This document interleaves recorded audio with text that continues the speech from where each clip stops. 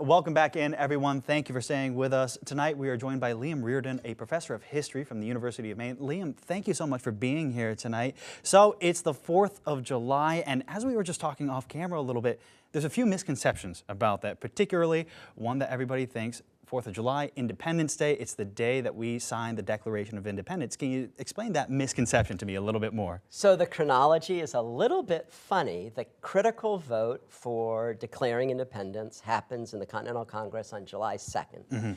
And John Adams has a great quote about this where he goes on about how this is an epocha for the ages that should be celebrated by fireworks and zeal, and it goes on and on and on. And he was right. July 2nd was the day of the vote. So why do we celebrate July 4th?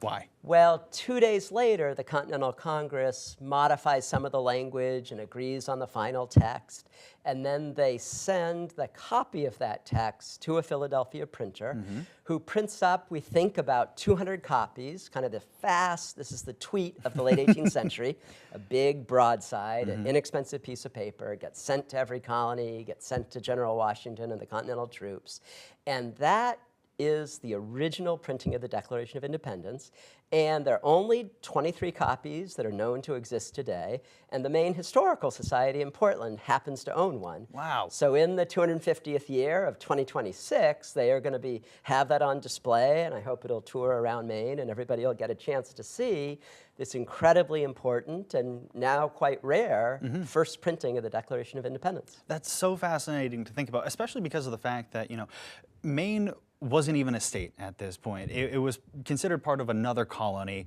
So how does Maine have such a unique history when it comes to the Revolutionary War? So Maine is part of Massachusetts in the late 18th century, and particularly as you move north and east of Portland, there are very few English-speaking settlers. So in the region around the Penobscot River, there are just a couple of towns. They're not long established, and they really are uncertain about their relationship to this patriot movement that's really led in Boston. They're not necessarily sure they want to be on board with it, so there's something of a fractured relationship. And I think that's an important thing for us to think about today when we're all so aware of how polarized contemporary politics are in the United States. The United States was also extremely polarized around the American Revolution. Yeah, it's so easy to look back at history and go, everybody was on the same page, everybody wanted the same thing, but it's never really been like that. That's right. Yeah. So my favorite example of this ties back to the Declaration of Independence and this famous first printing that we have at the Maine Historical Society.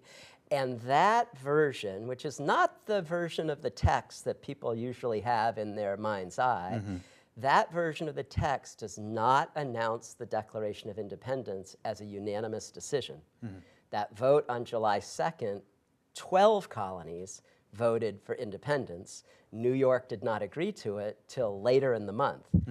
The later version does call it a unanimous declaration, and that version it starts to get signed on August 2nd, 1776, but this earlier Dunlap broadside version is circulated before there's really even agreement among all 13 colonies. All right, well, Liam, thank you so much. I know we're running out of time right now, but you brought this book in, so let's talk about this real quick. Thanks. And then I also know that you have a seminar coming up next semester in 2026. So tell us about both those very briefly. Great. So historical commemoration is a really interesting phenomenon. I am an early American historian. I focus my attention on the 18th century.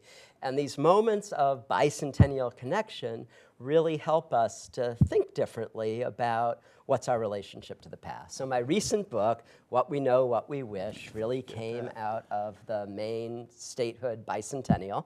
And it asks these questions about how should we think about the distant past. And so the 250th of the Declaration of Independence that's coming up is another one of these moments for us to reflect a little bit and think, how can the distant past help us to understand our current circumstances a little bit better? I am teaching a graduate seminar on the American Revolution at the University of Maine in the spring of 2026. It's a sort of intense class where we read 1 or 2 books a week, but if there are history buffs out there or local historical society staff who would want to participate, love to have them reach out to me and see if the class would be a good one for them to take. Excellent. Well, Liam, thank you again so much for being here tonight. We really appreciate it. We'll be back with more after the break.